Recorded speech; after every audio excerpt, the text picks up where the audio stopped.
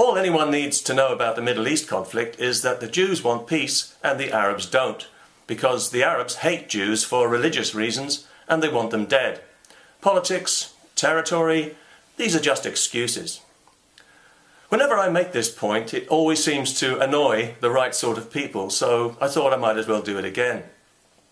If you're one of these people, then you'll likely be a supporter of the boycott, divestment and sanctions campaign that has been so comically ineffective because the world depends on Israeli technology, and that's where the money is, not oranges and avocados. If you support BDS, will you boycott the chip in your phone or computer, or is it just Israeli fruit and vegetables that you have a moral problem with? Maybe you're one of the people who feel entitled to shout down Israeli speakers in universities or to disrupt concerts and sports events that other people have paid money to enjoy. Or perhaps you campaign for the boycott of Israeli academics to block the free exchange of information and understanding. All this is on the same moral level as book burning, and if you're a part of this movement, you're a part of that.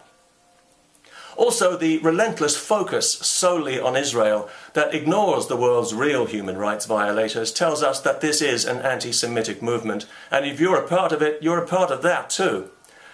If Israel was a Christian or a Buddhist country, there wouldn't be any BDS campaign, and everyone knows it, just as there isn't any BDS for Tibet, a country invaded and culturally raped by the Chinese, but then the Chinese aren't Jews.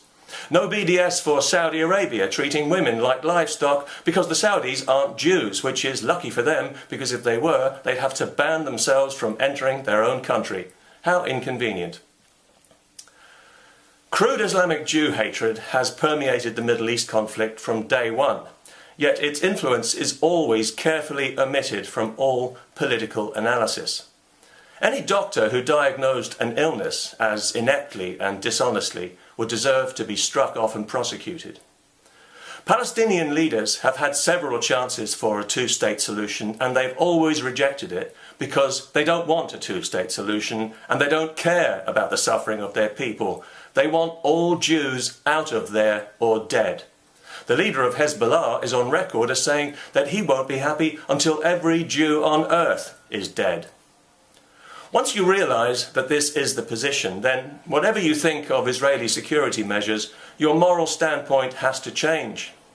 We know that if the Arabs were to lay down their weapons, they could have peace and prosperity for all their people, and the Israelis wouldn't need to build barriers or do anything else the world disapproved of. They could simply get on with what they do best, technological innovation, making life better for all of us, including Arabs.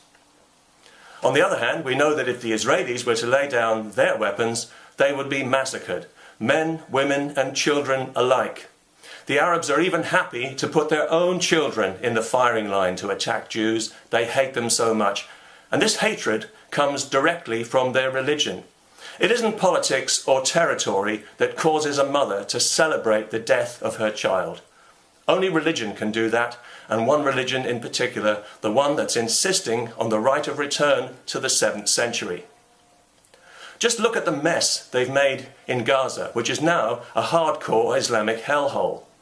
The Israelis used to be in Gaza, but they gave it up for peace.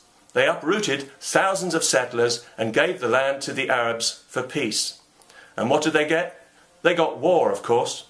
Gaza immediately became a launching pad for hundreds of Iranian rockets aimed at Israeli women and children by people hiding behind their own women and children, a double war crime ignored by the West like all Arab war crimes.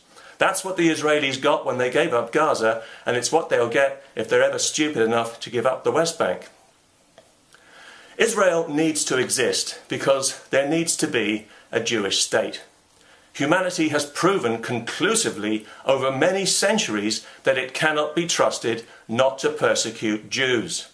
Jew hatred seems to be written right into our DNA because it just keeps coming back.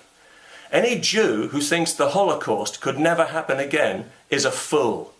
There are plenty of people on this earth who would love to see it happen again, and many of them live in the countries around Israel. When Arab armies have attacked in the past, they've bragged in advance about committing genocide, and they've still been bragging about it as they were getting their sorry asses deservedly kicked again and again.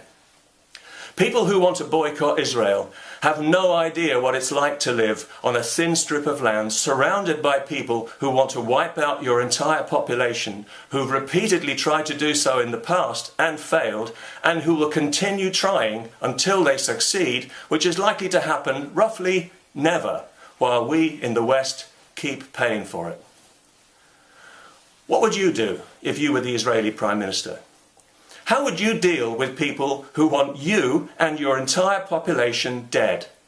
I know what I would do, and I wouldn't give a damn about world opinion.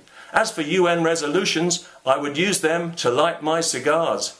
I don't actually smoke cigars, but I would take it up for that reason. I think it's just so important. Because this is a war of crude religious hatred by Muslim Arabs against Jews, and the Jews have to win every time.